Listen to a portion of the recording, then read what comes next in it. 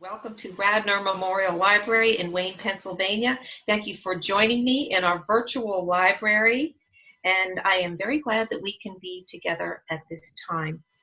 Our partner for Play Ball is Radnor Historical Society. Copies of Bouton, signed by the author, are available through Wayne's independent bookstore, Main Point Books, and you can find them at mainpointbooks.com. And before we begin, I think they call this housekeeping, we are recording this event and it will be posted to Radnor Memorial Library's YouTube channel. Please keep your cameras off and your audio muted once the authors begin talking. After Mitch and Ben's conversation, there will be Q&A. And please use the hand raise function and the authors will call on you to unmute and ask your question. The hand raise function, if you're not familiar, is found in opening the chat from the control panel at the bottom of your screen. And if you have any technical problems, use the chat function, which will be monitored throughout the conversation by my lovely director, Annie Leffley, my director, also tonight, my producer. Thank you, Annie. Let's get started. First, it's my pleasure to introduce Mitchell Nathanson, author of a brand new book on Jim Bouton, Bouton, The Life of a Baseball Original. It just came out May 1st. Mitch is a professor of law at Villanova University, and he is the author of numerous award-winning books and articles on baseball, law, and society. Congratulations, Mitchell, on your new book. Thanks. And in conversation with Mitch tonight is Ben Yagoda. Author Ben Yagoda, until 2018, was a professor at the University of Delaware. Recently, he was awarded a Guggenheim Fellowship. Ben is the author of many books, including About Town, The New Yorker, and the World It Made. A Yankee fan, you heard it here, a Yankee fan from 1961 to 1982, Ben transferred his allegiance to the Phillies when he moved to Philadelphia. And I want to thank you, Ben, for joining us tonight. Without you, I don't believe this would be possible. And here's what I think, that between the two of you, our viewers would have plenty to read for a very long time. So I thank you for being here, and welcome, gentlemen. Thank you so much. And yeah, fortunately, we have some reading time on our hands nowadays, and it's a pleasure to be here. I noted that the Phillies were scheduled to play a home game against Atlanta tonight. That would have been rained out if the season had gone on. So as a substitute, instead of seeing baseball, we'll talk some baseball. So it's great to be here. Mitch, let me start with the obvious question. How does a law professor turn into a baseball biographer? I think a lot of people at Villanova want to know that. Well, I always loved baseball, so baseball always came first. Law school came way later than that. And when I was a kid, I loved the games themselves. I knew all the statistics. I knew everybody on the Phillies. In fact, I knew everybody on every team. And that's how I loved the game when I was a kid. But as I got older, I still loved the game, but I changed how I liked it. And I started to like the personalities more, or I was drawn to the personalities more. And so when I started teaching at Villanova, this is 2001, baseball and the law kind of converge here and there. So I started writing those sorts of pieces about the antitrust exemption and those sorts of things. But then I was more interested in the people. So I started to write more about the people, and I wrote some articles about players and people involved in baseball. And then I just started writing more and more and longer and longer. And then eventually I end up with a couple of books. And I found that I like I really like the personalities. And so, you know, I wrote a book on Dick Allen because he's just such a fascinating human being who happens to play baseball. And that led to Bouton, another fascinating human being who just happened to play baseball. So that's a long way around to getting to the answer of, well, how does a law professor write about baseball? I think it's because I always liked baseball, but the way I liked it just morphed into this situation where I was really interested in the people and I wanted to learn more about them. Most of what I write about is a person or a thing that I don't know much about, and I want to learn more about it. And so that's where it starts. And if there's enough to learn about it, it turns into a book. Yeah. Well, yeah, it makes sense. But I have to say, I haven't read the Dick Allen book, but the Bouton book is a wonderful book. I mean, it's rigorous. It's not like you're not writing as a fan. I mean, it's clear that you love baseball and like the game, but your research is great. Your writing is clear. So, you know, well done. And totally recommend that book to anyone out there who's a baseball fan, which I assume everybody is. Let's talk about Dick Allen for a minute. Obviously a big figure in Philadelphia. And you told me that you grew up on the side of Trenton that was not the New York fan, but the Philadelphia fan. So you must have seen him as a kid, I imagine. Did you see him play for the Phillies? Yeah, well, I saw him play when he came back to the Phillies in '75. So I didn't see him in his heyday in the 60s. But when he came back to Philadelphia in '75, I mean, I knew who Dick Allen was, but I didn't understand all of the excitement and hoopla over his return. And it wasn't all positive. I mean, there were people saying he shouldn't come back, people who hated him, people who loved him. I didn't understand what that was about. And I never really understood what that was about until many years later. But yeah, I remember when he came back, and I remember the feeling that I guess from other people that, oh, Allen is back. Now the Phillies are going to take off. A little bit they did, but not really till after he left. Mm-hmm.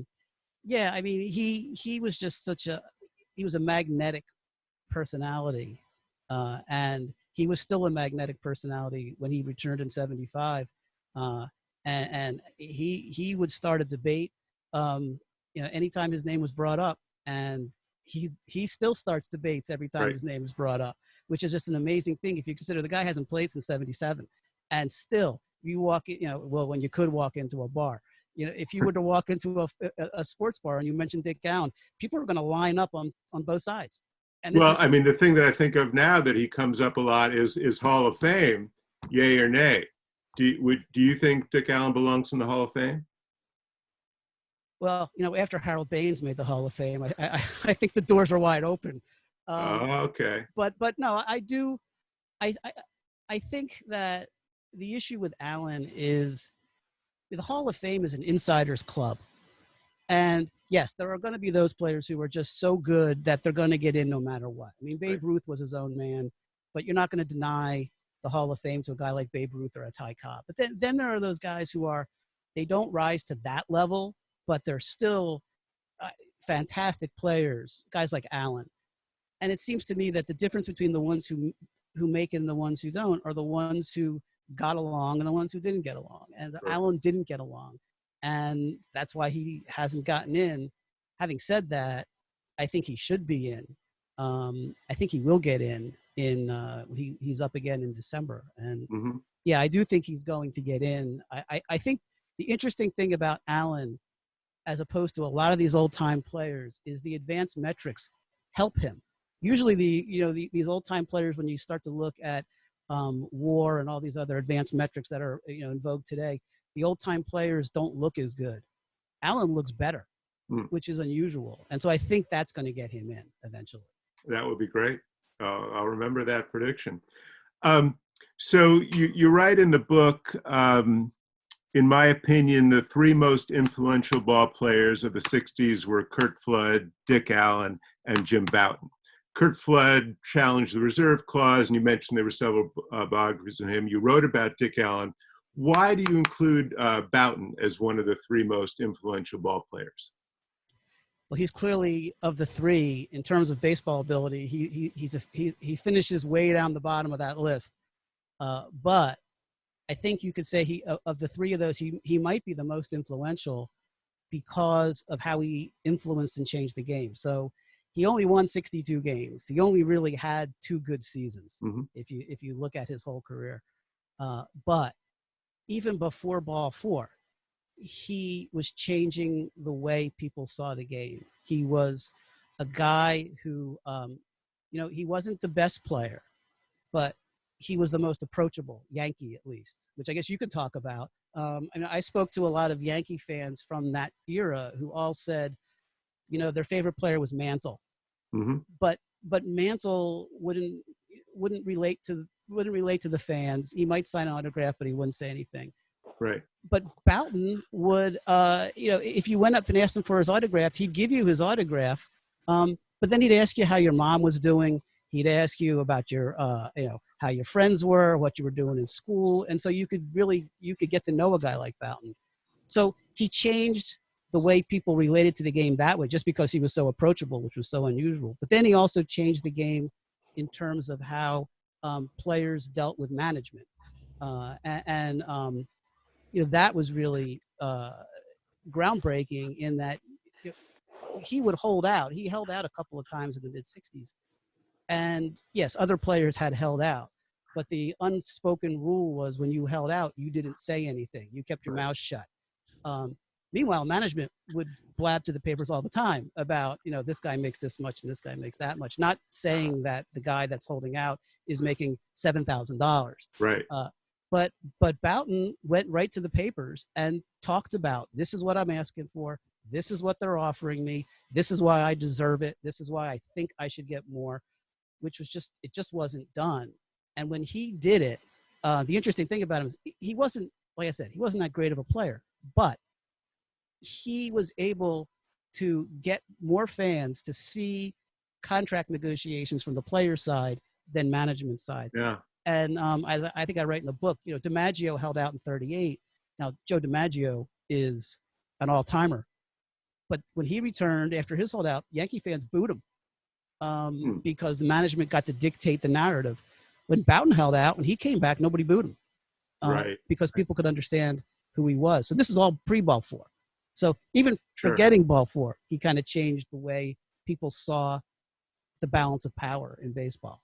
Yeah, I mean, I remember, Yankee fan, 62, it seemed like, they had their dynasty with the Mantles and the Berras and the Fords, and this new crop of young kids were coming up, like Tommy Tresh, Bouton, Joe Pepitone, and it seemed like they were going to bring the Yankees forward, and then it kind of all fell apart. Maybe we'll get that later. So that was my big impression of Bouton, that he was just a good young pitcher. So you mentioned that, you had written the Allen book and there were good flood books, that Bouton became your white whale that you wanted to get to. How did you go about approaching him, trying to get his cooperation? Because I assume that would have been necessary for you to get his cooperation to go ahead with the book. Yeah, so I wasn't going to do the book if I couldn't get his cooperation. I didn't have Allen's cooperation, and I almost didn't write the Allen book because I didn't get his cooperation. But then I came to the conclusion that the story with Allen was more about how people reacted to him, how people responded to him, how people saw the world through him.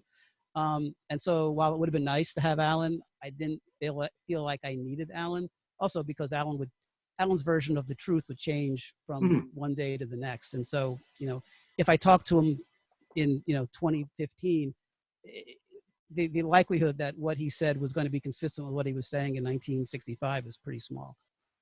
Bouton's different though. I mean, Bouton was he's more cerebral. He is, the thing with Bouton was it was his ideas that were important, not, how people reacted to him as well, but it was really his ideas. So I approached him several times and I said I wanted to do this book. I had met him many years before in 2001.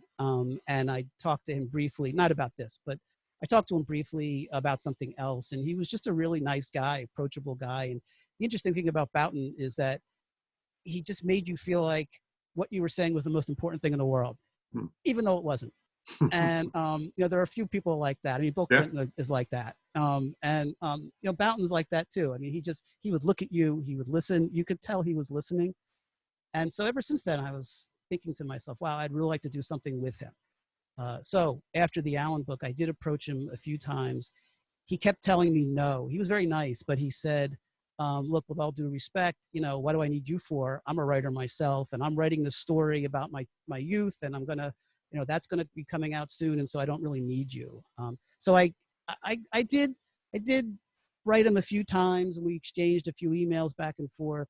But finally, I got an email from his wife, Paula, who told me about his condition. He had a degenerative brain condition, and said, look, between you and me, he's not writing that book. And so why don't you come up here, where they lived up in the Berkshires? Why don't you come up here and let's talk, and let's see if there's maybe a way where you can write your book and without completely disrupting our lives. So that's what I did. I went up there and I met them, and once I got up there and started talking to them, they were really open. And it was about an hour into the first time I was really sitting down talking to them, I said, well, hold on, by the way, can I write this book? And Jim was like, I thought you were doing it already. You better take notes. I don't see you taking any notes here. So that's how I started doing it. And then from that point on, they were really cooperative. I think the hesitation from Bouton's perspective was, from what I learned later, was that he was having a really tough time dealing with the reality that he wasn't going to get better from this. He was struggling with that. And maybe, Paula knew that. Paula knew that this was not something he was going to recover from. And maybe on an intellectual level, he knew that. But that's what he was struggling with. And so later, when I pieced everything together, I could see that perhaps what was happening was, his pushing me away was more of him not, still believing or trying to convince himself that he could still do this. And then when I met him, I think he was more at peace with the fact that he wasn't going to do this. And so, why not talk to me? Yeah. Spoiler, he passed away about a year ago, I think. And I gathered from the book and from what I've read elsewhere that he degenerated, towards the end of his life. What was that like for you, doing the book, communicating with him and his wife while he's going through this decline? So it could be difficult at times. Sometimes he was really on the ball. Mm-hmm. And he was very clear and very sharp. And mostly I had about 2.5 years where I had pretty regular contact with him. And for most of that time, I would say for 2 years, he was mostly sharp. Mm-hmm. He would have potholes here and there where he would talk and he'd stop in the middle, and he would acknowledge, look, I don't even know, I forgot what I was talking about. And so Paula would fill in the blanks. She told me that what he had was something that was like Alzheimer's, but not Alzheimer's. And mm-hmm. So whereas somebody with Alzheimer's might not realize the degenerative nature of what they've got, with what he had, he was 100% aware of his decline, which in a way makes it worse. Yeah. And really sad. And he would stop, and he would slam the sides of his chair, smack his knee, and you could see the frustration. And he even said to me a few times, 10 years ago, I could give you a witty answer right off the top of my head. Right. Now, I half the time I can't remember who I'm talking to. And so for a while, it was easy to deal with that. And Paula was helpful in filling in the blanks. But, they said, from what I've learned, that this condition he had, it's not a gentle decline. It's like you fell off a cliff. Mm-hmm. And that's what happened to him. It was very fast. It was, in a matter of months, he went from someone who could have a conversation to somebody who just couldn't. Sure. And at that point, I still talked to Paula, but I couldn't talk to Jim. Yeah. Well, I learned a lot from the book, obviously, and here's one thing I took away. Look at my notes here. from my reading, Jim Bouton had very brief, very successful careers in at least 5 very competitive fields. So as a pitcher, as you mentioned, he had 2 great years. He won 21 games and then 18 games for pennant-winning Yankee teams. So then he wrote Ball 4, which Time magazine listed as one of the 100 greatest nonfiction books of all time, which is pretty impressive. He was great in a featured role in a classic movie, one of my favorite movies, Robert Altman's The Long Goodbye, as Terry Lennox. Number 4, he made a great deal of money from a hugely successful Shark Tank-like invention, Big League Chew. And finally, one thing I really didn't realize till reading the book, as a sportscaster in the 70s on TV in New York, he pretty much invented the model of the knowing, irreverent commentator. And you quote Keith Olbermann, ranking him as the second best sportscaster of the 20th century. In fact, the only thing he seems to have really and truly failed at was the sitcom that came out of the book, Ball 4, which was a big failure. So 2 questions. First, who did Keith Olbermann say was the best sportscaster? And second, to what do you attribute Bouton's, incredible success at all these diverse endeavors? I can't remember who he put as number 1. He told me who he put as number 1, and he did tell me that the only reason he didn't put Bouton number 1 is because he didn't stick at it for long enough. Sure. The interesting thing about that was that, I knew he was a sportscaster, but I didn't make the connection between what he was doing and what Olbermann was doing in the 90s on SportsCenter. Right. Until I got a bunch of stuff that Jim sent me, Christmas cards and just correspondence that every once in a while they would put in the mail and send off to me. And in this correspondence was a Christmas card from Olbermann saying, it was one sentence saying, Merry Christmas, Jim, you taught me everything I know about sportscasting. And so I wanted to know the connection. So I called Olbermann and I said, what was that Christmas card about? And then he went into this whole thing about how he said, well, if you look at SportsCenter, that's Bouton's newscast. And that was the whole idea behind SportsCenter, the SportsCenter that Dan Patrick and I were doing was, we can be funny, we can be irreverent, we can veer a little away from sports itself if we need to, all those sorts of things. But but keep it light, but also sometimes make it bigger than sports. And so that was pretty interesting because after he said that, I saw the connection, but I didn't really think of that before. So the second question was to what do I attribute his ability to succeed in all these different areas? Yeah. He, on the one hand, he had a very active mind. The 5 things that you listed are the successes. However, what you don't see are the 500 things that didn't work out. Sure. And one time he took me into his basement and he showed me all of the things that didn't work out, all sorts of ideas that he had. And the funny thing is that he all still thought they were good ideas. Right. A lot of these things, they didn't go anywhere. He had a different way to put together baseball spikes so they wouldn't kick mud. Oh, yeah. Yeah, all sorts of things. A thing you can put your food on at a baseball game and all sorts of stuff like that. And he had a very active mind. And not only did he have an active mind, but he would push through. Most people could come up with an idea and then they don't do anything with it. He had a little shop in Teaneck where that he would go every day. This is in the 70s and the 80s. And he would just work on these different ideas that he had. And so we have these ideas that work, but you mentioned the Ball 4 TV show, which was a miserable failure, but there were a lot of things that were failures. I think the thing that sets him apart is that he never let that bother him. He just, if it didn't work out, he moved on to the next thing. And so, nothing, I guess his nickname was the Bulldog for a reason, right? I was just thinking about that. The Bulldog was apt. Yeah. Interesting. Yeah, he was pretty tenacious.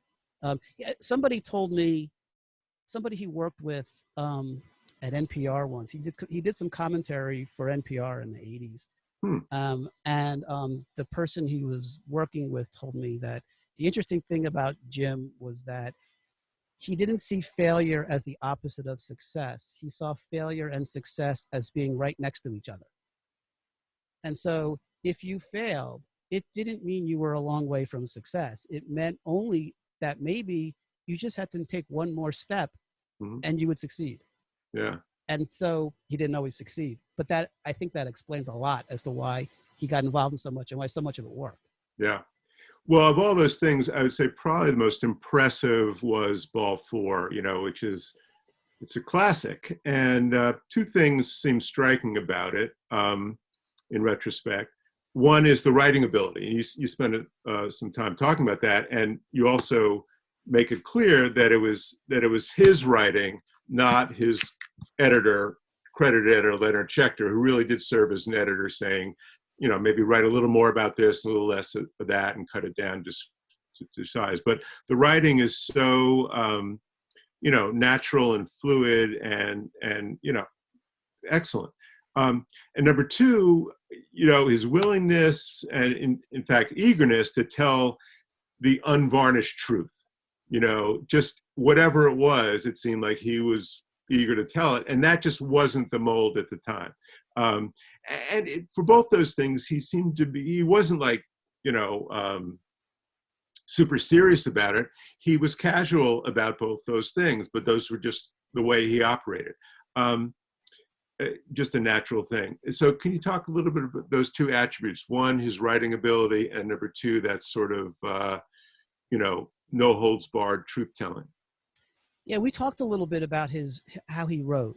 In the beginning, sounds like I'm going to talk about the Bible, but in the beginning, he spoke into a tape recorder, and I go through in the book the process of him speaking to the tape recorder, and then he and Schechter would go through and edit it. But when it came to figuring out what would go on the page, he wasn't a musician, but he would think about sentences musically, and he talked to me about that, about the rhythm of a sentence, and how it had to end on a certain beat, depending on what he was trying to say. And he would tap his foot as he was reading through a sentence, and if it didn't end where it was supposed to end, and if the emphasis wasn't in the right place, he'd go back and he'd fix it. And so you don't find too many ball players who would talk to you about that or who did that. And so it was really important that there was a rhythm to his writing. And if you read Ball 4 or anything, you read Foul Ball, any of that stuff, it has a rhythm to it. Whatever you feel about the subject matter of what he's writing about, it does have a rhythm to it. All of it. And not only the sentence, but the short sections, long sections. They would have these sort of punchlines, and absolutely, that's totally a part of it. Yeah. So he really he spent a lot of time on that. And what was your second question?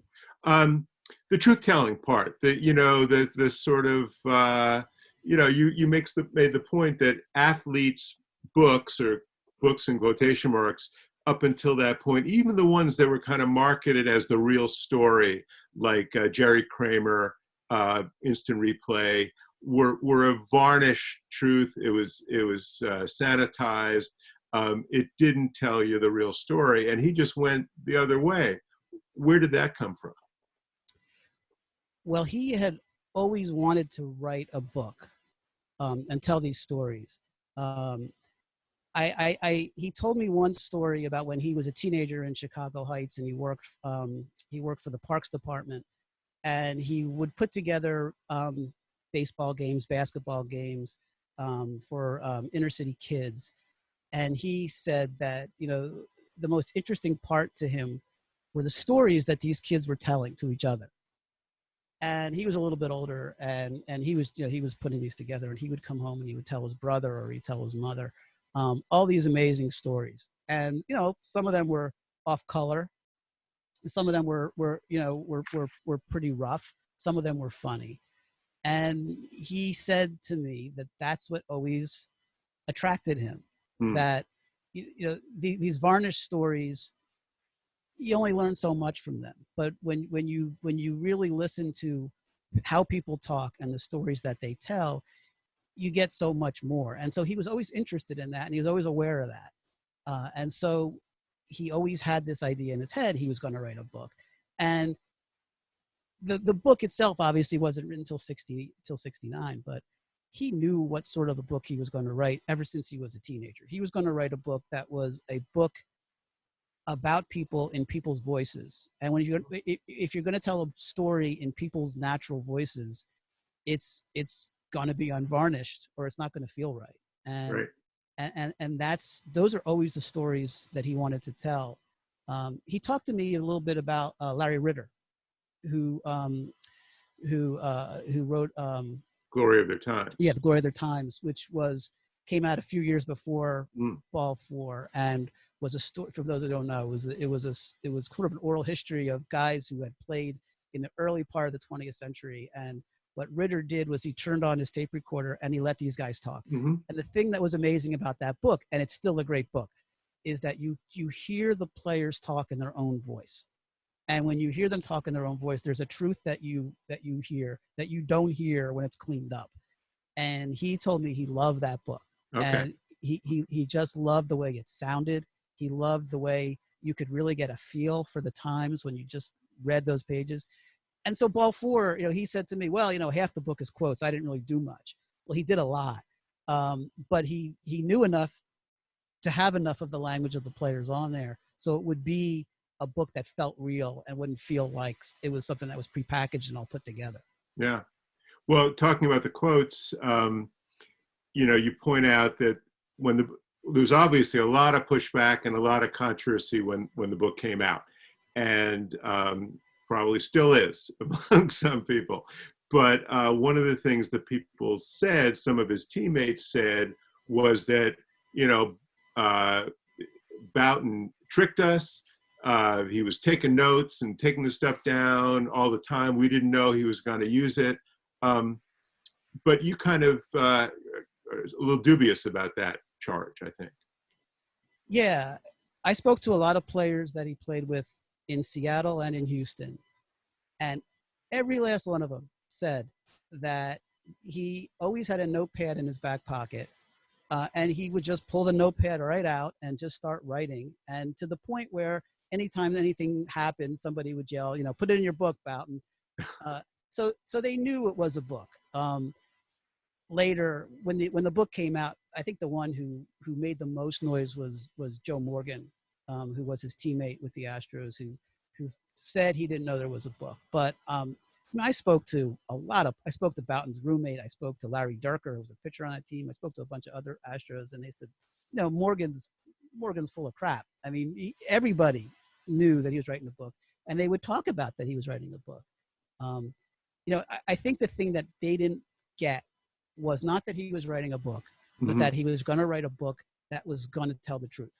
Yeah. And so when the book came out, they all claimed they didn't know he was writing a book. Well, they knew he was writing a book. They didn't know everything they said was going to show up in it. Right. And that's what I think bothered guys like Morgan, Pete Rose, all those guys who got upset. It Sure. wasn't that it was a book. It was a book that wasn't censored.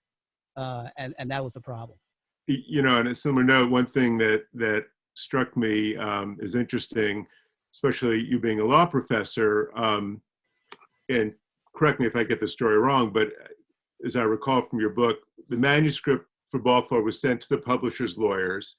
They came back with this long list of things that had to be taken out because it was libelous. They thought it was libelous. And then Bouton and Schechter said, no, we're not doing that. We're leaving it in. And it all stayed in. Is that pretty much how it happened?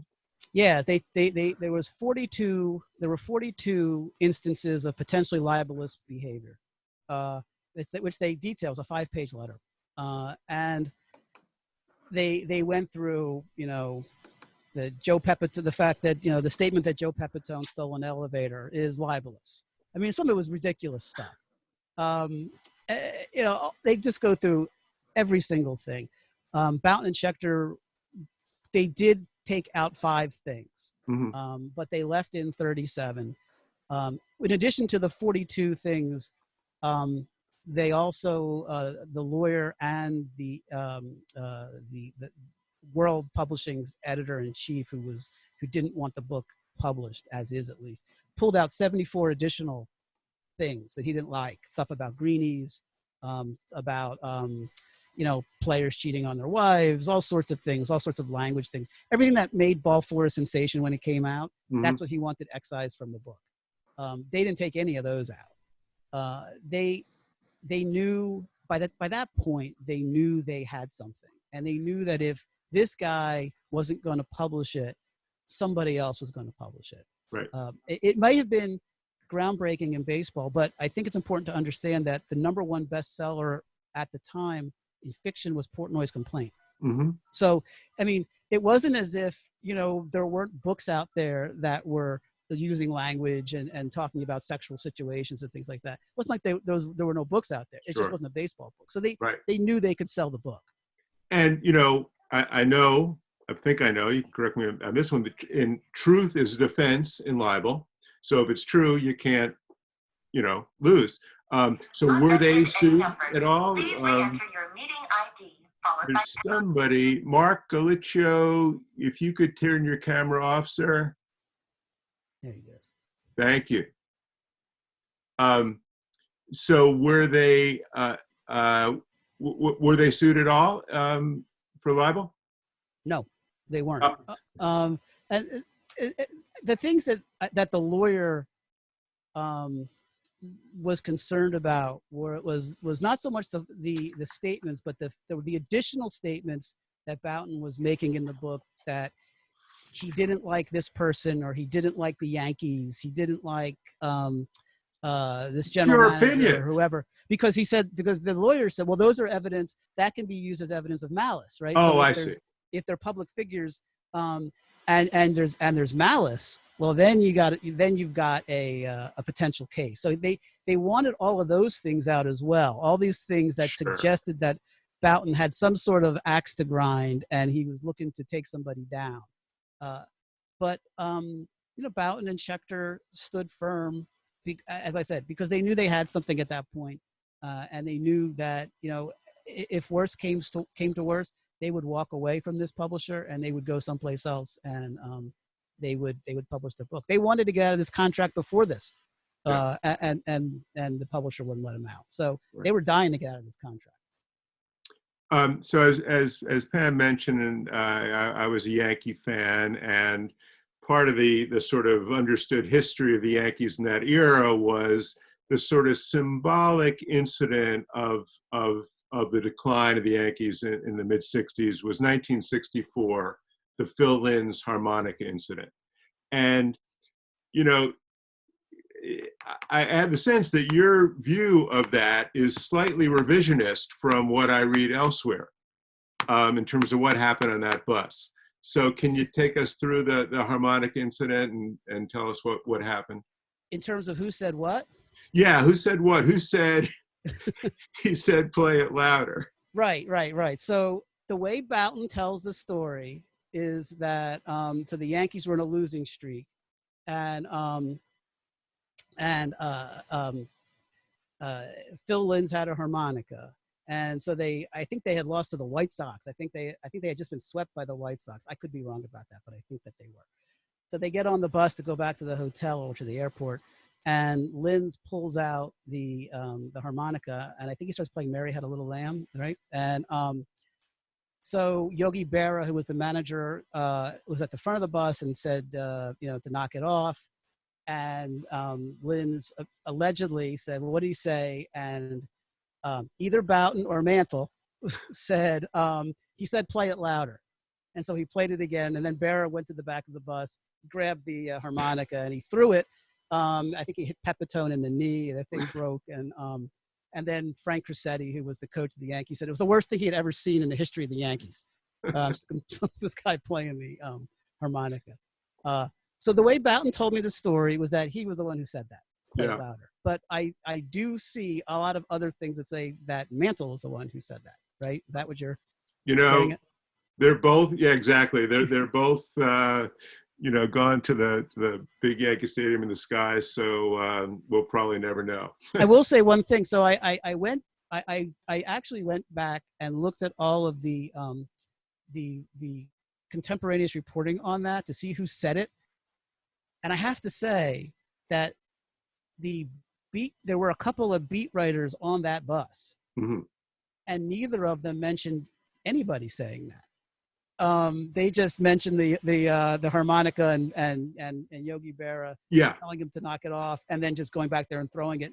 that's actually what I remember from the time. But he said play louder makes it a better story. It's a better story, and so we'll go with that story. But it's interesting that it doesn't show up anywhere until later, and then you start to hear. I think most people attribute that to Mantle, but it's funny no matter what. So let me ask you one more question. Then I think we can open up the questions from our listeners. So you mentioned that Bouton was the white whale, the Moby Dick, and you harpooned him.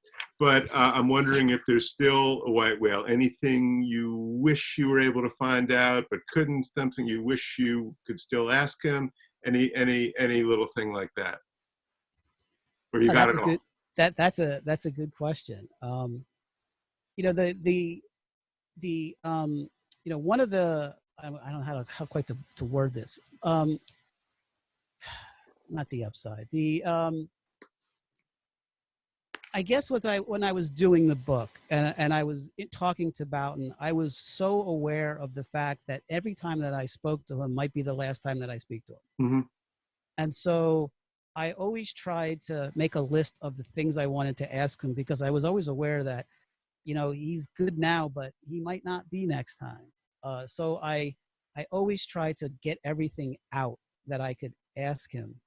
I think that I did. There's always something else you could ask him. But I felt like I got a pretty good view of who Jim Bouton is and who he was. I tell you that the favorite conversation that I had with him, this isn't something that I wish I asked him, but something that I was glad that I asked him about, was he mentioned that he was into black music in the early 60s, and he would listen to this station that was playing overnight in Chicago. And I asked him, well, what type of music did you listen to? What was it like? He then went on and he gave me a performance of the entire show, imitating the DJ, singing the songs, doing the commercials, by the way. He would then go on and do the commercials. It was the best half an hour that I spent with him. It was really terrific. I mean, he went through the whole show, everything. And that I think I tried to get some of that flavor in the book, but he was just a really open guy. So I feel like, yes, I'm sure if I think about it, I'm sure there's something out there. Yeah. But I do you have that conversation on tape, the radio one? Yes, I do. Well, for the audio version of the book, that could be a great extra. Yeah, he's even he's tapping his toes while he's singing the song. It's good. All right, well, let's see if we can open up to questions. If anyone wants to, I think I have to ask Annie or Pam to undisable the chat function because it says chat disabled. And Annie, are you there? I am here, but I think chat is, chat should be working, and I see Elliot Kaplan has his hand up. Elliot Kaplan, can you call on Elliot Kaplan? Yeah. Is that the Elliot Kaplan? I am here. Is this the Ben Yagoda? No, I'm the Ben Yagoda, but hello, I see your name. I don't see your face. There, I see Stephen Freed's handsome face. No face. Fellow Harrisburg homeboy. So yeah, welcome, Elliot. What question? What I just said. You've got a question for Mitch? I do. Mitch, can you talk about the impact of when Jim married Paula, his second wife, the impact she had on his life? That's a big question. Yeah, I mean, he had, he was going through a lot in the 70s. And that's one thing that I found out. And I didn't really know before all this, when he made his comeback in the 70s, it was really painted at the time as just a feel-good story. And here's a guy who can't get rid of his love for the game, and he wants to come back and play at the age, I think, of 39 at that point.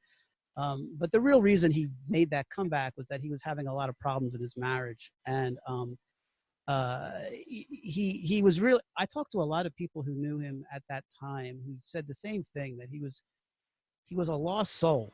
Which is publicly, he was a star of New York sports news. He had Paul Four, he was a former Yankee, but he was really going through a lot in his personal life. When he met Paula, she really helped turn him around. And he was not a guy, for all of the bravado that he displayed, he was not a guy who, he may have had confidence in his ideas, but he also was a person who lacked some self-confidence in himself personally. Paula told me that the first time that she introduced him to her friends, he was afraid to meet them because he said to her that he didn't see why they would find him interesting at all. I think she helped give him a lot of confidence. He had a level of confidence before, but it was in certain areas. And so, she really helped him, I think, transition from big league ball player, ball four superstar author to a person who could really live with himself in the world. I think he had a lot of trouble with that before he married Paula. And that was a source of a lot of friction between the people who were friends with him when he was married to Bobby and the people who were friends with him after. Though that group doesn't really overlap all that much. There are people who have their opinions on this person or that person, but from what I could see, it seemed like, and from what people told me, he needed somebody to help him make his way through the second half of his life, and she was that person. Again, there are people who have other opinions, but that's how I saw it. Mm-hmm. Great. Another question. Annie, does anyone have his or her hand up? Yeah. How about Larry Holmes? I see you there. Do you want to, I'll unmute you, Larry, or you can unmute yourself. Okay, I'm unmuted. Mitch, you may not recognize me. My wife is Priscilla Holmes from the law school. Oh, hi. So what I wanted to ask you about was the book. I'm glad you didn't take it personally. Whether you look, obviously you read it, and obviously that was his follow-up to Ball 4. And do you discuss it in the book at all? Yeah. So that was the one that came out the next year, which was really, it contained a lot of the reactions to Ball 4. It's a fun book. It's not like Ball 4. I mean, Ball 4 was a groundbreaking book. I'm glad that you didn't take it personally. Was a collection of letters that he received. He talks a little bit about working in television news for the first year. It's for Jim Bouton completists. It's a good book, and it's entertaining. I mean, the beginning of the book, he spends a lot of time talking about how local television news works, or at least it worked in the early 1970s. And that was interesting. I happened to actually speak to a lot of the people that he worked with on at Eyewitness News, his program director, people like that who talked to me about how it was to work with Jim Bouton. And he was still the bulldog at that point. I mean, he had his vision as to how he wanted to do things, and that comes through. And I'm glad you didn't take it personally. He kind of gives the New York Yankee approach, New York Yankee treatment to Channel 7 News in terms of pointing out the hypocrisy and things like that. But it's not the same book in terms of level, but it's a fun read. All right. Thanks. Next question. How about Marty? Are you there, Marty? Yeah, I'm here. All right. Marty Rogoff. Wait a Thank you. second. Before you ask your question, Marty, I've got to show something that You stole from my house. you gave me this bust of Christy Mathewson. You don't remember. No, but I've been looking for it. Okay, well, you gave it to me. You can't have it back because I was thinking about doing a biography of Christy Mathewson. I do remember that. You thoughtfully gave it to me. So enough about me. What's your question for Mitch? Mitch, thanks a lot for writing the book. I mean, it's great, and count on one flying to Harrisburg pretty soon. I have a question for both of you. You know, back then when we read it, it was whether it was, you know, our Catcher in the Rye or humorous book and funny, and we learned that 22-year-old men actually like girls to look at them in the stands and silly things. Why is the book still great? From a literary idea, we wrote, Ellie and I got a hold of the audiobook this year, and it was as good as I had remembered it when I read it when I was 14 and probably every year since. What makes this book better than, to your point, the book about the Packers or Dave Megasey or Connie Hawkins' book back then? Why is this still great? I think it's one of those rare books that every time you read it, you get something different out of it. So in the beginning, when it came out, it was all the salacious stuff. And that's why you read it, because it had, it talked about, you know, Elston Howard scuffing the ball for Whitey Ford and all this other stuff. And it was fun and lurid and whatever. But when you go back to it and you read it, so if you read it the first time when you were 15, because you were attracted to the language, you come back to it when you're 30 and you're 40, and you read it and you read it for the personalities, the stories of the people who are just trying to hang on. And I think it's because Bouton always said, well, this is a book about people, and it is a book about people. And in different stages of your life, I think you get different things out of it, which is unusual for a book. There are very few books where you can read it 5 times and get 5 different feelings out of it. You know, it's a book about struggle. I said elsewhere that it's a book about men's feelings, which there are very few books written by men for men about men's feelings that men read. And this is one of them. And it's under the guise of humor, where, you know, you can read it and say you're reading it because you're a baseball fan or you like the language or whatever, but you really see how a bunch of men deal with loss, with struggle, prejudice, you know, things slipping through their fingers. You know, all of these guys that Bouton is writing about on the pilots are guys who are cast-offs from other teams. And so when he talks about them and when you hear them, if you're older, you know, when I read it, I was 15 the first time. I thought it was funny, but I didn't really get the humanity of it until I read it later when I was older, and then the humanity of the stories of these people. It just knocks you out. And I don't think you get that from Kramer's book, and you don't get it from the other books, but you do get it from Ball 4, because it's just, the characters are so vivid. And even though in the one sense it's a time capsule, in another sense, it's still present and real if you read it in 2020, which is pretty amazing if you ask me. I'll just jump in. I agree with everything you say. The thing that strikes me, you know, I've taught writing for a lot of years. I've written books about writing. I'm a writer. He's just a damn good writer. And you mentioned the rhythm, his humor, his eye for detail, his perceptiveness about himself and other characters, the way he presents himself. It's all just really beautifully and skillfully done. That, again, I don't think those other books have those attributes. So just a damn good writer. All right. I think we have time for a couple more questions. Anybody else? Ben, I thought, Stephen, didn't you have your hand up? Stephen Freed? I did. Okay. That's what I thought. Hi, guys. Hi, Ben. Congratulations, Mitch. Thanks.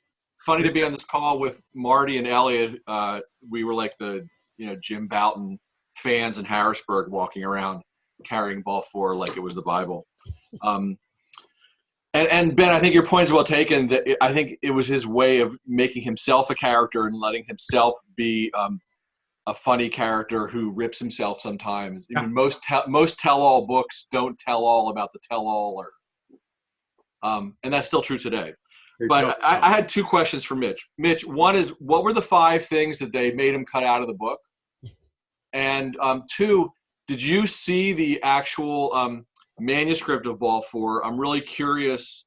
I mean, if it was much longer and got cut down. I mean, just like how the book went from whatever it was, and if there were long transcribed interviews that he did with himself. Like, did you physically look at that stuff and look at how they picked out what to make? I'm just kind of very curious what the sort of how they put the book together.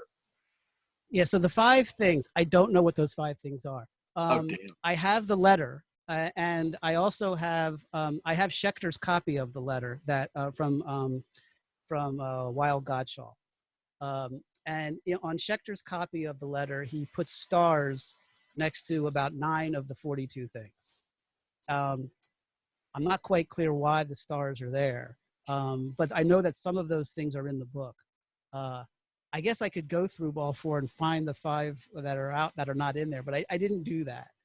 So I don't know that. That's kind of like a treasure hunt. Somebody could do that and they would win a free book.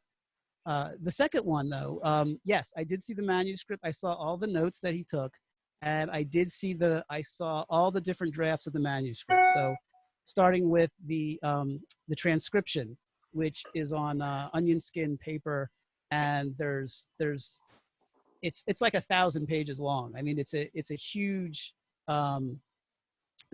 document, and it reads like somebody talking to a tape recorder. I mean, there are things you'll recognize that show up in the book, but there's also a lot in there which is just Bouton talking to himself or talking to Schechter, saying, "Hey, I had this conversation with so and so. Do you think that's funny? Do you think this would work?" Stuff like that.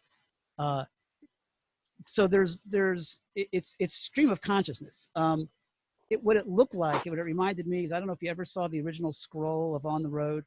You ever see that? It was like one long sheet, right? Right. It looked like one long sheet. 900 feet. Wow. Right. And so this wasn't in one long sheet, but it was if it was not one long paragraph, it was not that many paragraphs, because the person who typed it was a blind typist, or typist from the blind. And she just typed it out as she was hearing it. The subsequent drafts, each draft is shorter than the one that came before. And you can see when you go through it, you can see Schechter's handwriting, you can see Bouton's handwriting. Schechter, we were talking about this earlier about who wrote the book. When you go through that, it's very obvious Bouton wrote the book, because you see Schechter's comments, and Schechter's comments are in the margins, or he'll circle something and he'll have exclamation points and say, yes, more of this, no, why, need more, things like that, things an editor would do. Mm-hmm. And so from draft to draft, you see him kind of veer towards answering those questions that Schechter was posing in the margins. One other person who played a big role, and I saw those too, were he showed a draft of it when it was further along to his father. And his father came back with a bunch of comments. And his comments were interesting because he told Bouton to take out all the game stuff. So there's not a lot of game activity described in the book. There's very little of it. There was a lot more earlier. And his father said, none of this is interesting. The interesting stuff is the stuff that took place between the games. Cut out all the stuff that happened in the games and focus on the other stuff, which probably is the single best piece of advice that he got. And you look at a later draft, and that's what you see. All the other stuff is gone. The game stuff is gone. And Mitch, am I right, remember correctly, that all the material and the papers and stuff were sold or to the Library of Congress? Is that where they are now, all this material? Yeah, everything is there. All the drafts, all the notes, correspondence, Yeah, everything is there in a bunch of boxes, which, now that they've since been cataloged. But whenever the Library of Congress opens up again, you could go there and you could go through it and you can see the drafts. I mean, the drafts are cool to look at, because when you go through the drafts, you can really see how the book took shape from this big amorphous thing that was stream of consciousness in the first instance to this really tight story of people. That's great. Yeah. Can I ask a follow-up? Since you've looked at it, would a longer version be good or interesting? I mean, would a version that's twice as long, restoring things that they cut out, be something that we would like better or find interesting? Or do you think, having read it, that no one should ever do that? It wouldn't be as good as Ball 4, because there's a lot of stuff in there that just isn't. I mean, a lot of it is conversational between Bouton. Well, Schechter doesn't respond in there, but he goes off on tangents on, is this interesting? Is that interesting? And having said that, it is interesting to read it. I mean, it's interesting to read how he was thinking, but it's not. If an unedited, unabridged version of Ball 4 was released, I don't think it would be a huge seller. Well, for those completists, it could be the director's cut. The director's cut, and you can go through all of that. And I mean, there's multiple drafts. I mean, you could read thousands of pages of Ball 4 if you were so inclined. So Pam, can we go slightly into extra innings and get one more question, even though it's 8:01? I think so. Go right ahead, Ben. Okay. Right? Is there anyone else? Yeah, we're good. We got a couple people, but I see Walt there in person raising his hand. So do you want to take it away, Walt? Hey, Walt. Yeah, hey, how you doing? Yeah, I'll try and be brief here since we're at the end. Yeah, I'm kind of late to the party on this. Just wanted to say that, yeah, I haven't bought the book yet. I listened to the podcast about it, and I thought when Jim passed away, I thought that pretty much closed the chapter on this. I didn't realize, it didn't occur to me that somebody could write a biography of him. I read the book when I was 11, and growing up in the New York area, I was familiar with Bouton somewhat being a Yankee, and also I saw him on the ABC Eyewitness News, which in a way was almost as big of a deal. And there was a news show that changed the way they did news. And my dad went to college with Bill Beutel. I never met Bouton, though. Never met Bill Beutel either, though. Well, you have a question. Do I have a question? Yes, sir. You spoke about Bouton's family, I would imagine, right? His ex, his current spouse, and his kids. How did that go? If you haven't answered that already. Well, his anytime you have two married, first wife and a second wife, or a first spouse and a second spouse, there's going to be some one book. What?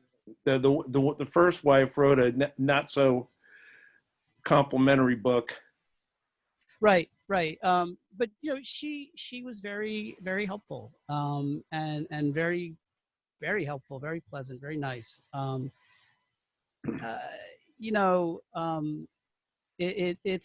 It's a complicated relationship. It's a complicated situation. Anytime you've got two families, it's complicated. Right.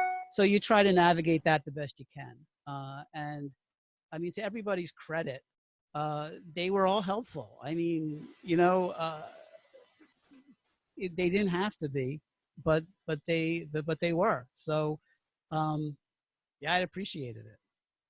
Well, I got to say, I'm sure it's a tribute to you and your research and interviewing skills, because you got a lot of people to talk. And once again, excellent book.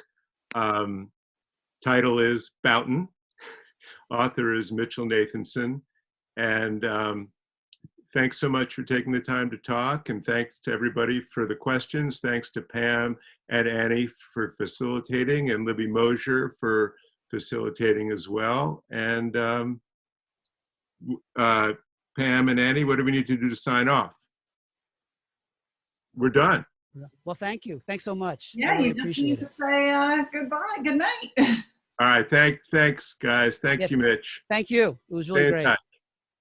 All It right. was wonderful. Thank you so much, Mitchell and Ben. It was wonderful working with you, and thank you for showing up for Radnor Memorial Library. And it was just great to have all of these people live with us here tonight.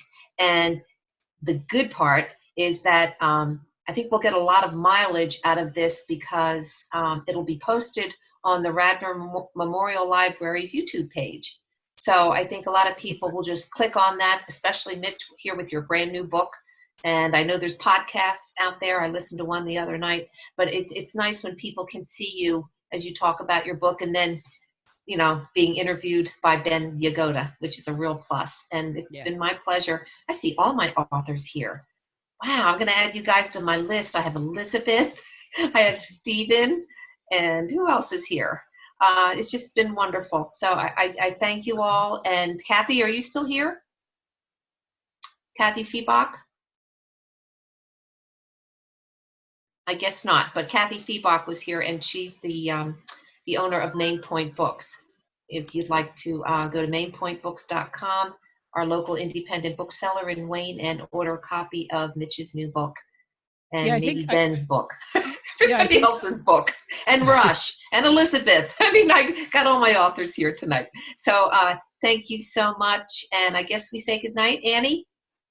Yep, absolutely. Did you have something to say to finish? Yeah, I was going to say that if you wanted a copy of Bouton personalized by me, if you order it from Main Point Books, and there's a place on their website, I believe, that you can fill out what who you are and what what you want me to say, or just that you want me to personalize it to you, and I will, and she'll mail it out to you. So it's great because that way you support your independent bookstore, which you should do.